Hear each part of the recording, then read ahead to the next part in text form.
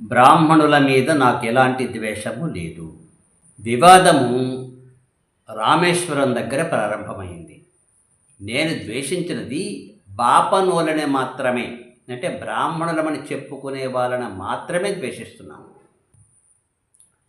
శ్రీరాముడికి బ్రహ్మహత్యా పాతకం ఎలా చుట్టుకుంటుంది? రావణాసురుడి విషయంకి వస్తే అక్రమ సంతానమే కానీ సక్రమ సంతానము కాదు.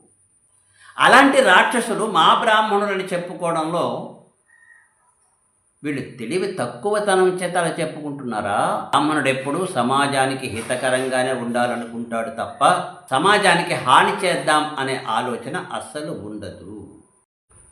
బ్రాహ్మణుల మీద నాకు ఎలాంటి ద్వేషము లేదు. వివాదము రామేశ్వరం దగ్గర ప్రారంభమైంది. బ్రాహ్మణులకు బ్రాహ్మణులమని చెప్పుకునే వారికి చాలా తేడా ఉంది.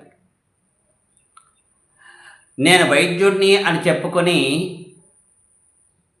ప్రజలను వంచన చేసి బ్రతికే కొంతమంది ఉన్నారు.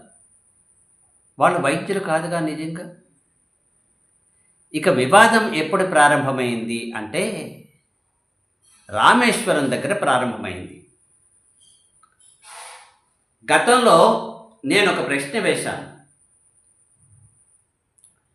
శ్రీరాముడికి బ్రహ్మహత్యా పాతకం ఎలా చుట్టుకుంటుంది? దానికి వాళ్ళు చెప్పింది ఏంటి అంటే రావణాసురుడు బ్రాహ్మణుడు కదా, అటువంటి రావణాసురుడిని చంపడం వల్ల శ్రీరాముడికి బ్రహ్మహత్యా పాతకం చుట్టుకుంది అని.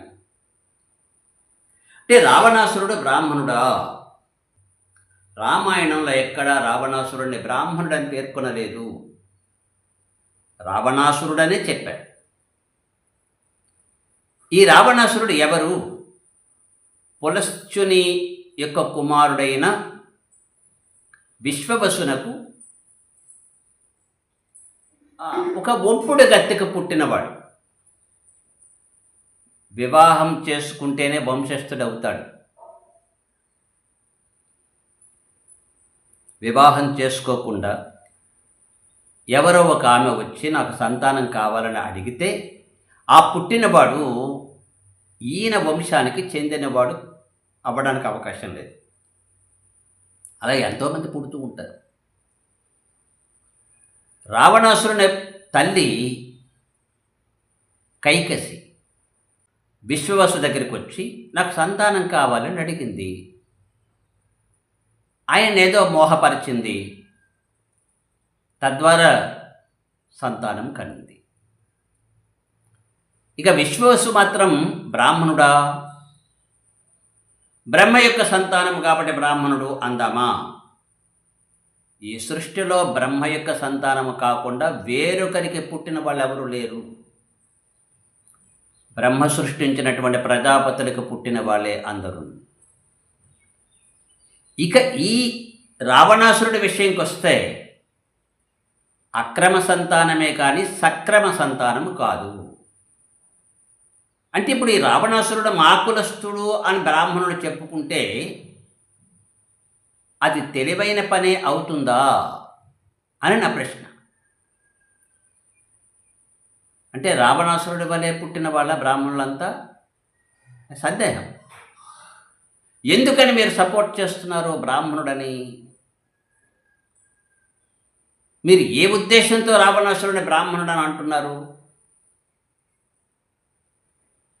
శివుడిని చాలా శ్రద్ధగా ఆరాధించాడండి, శివభక్తుడండి. ఆయన ఎవరి భక్తుడు కాదండి.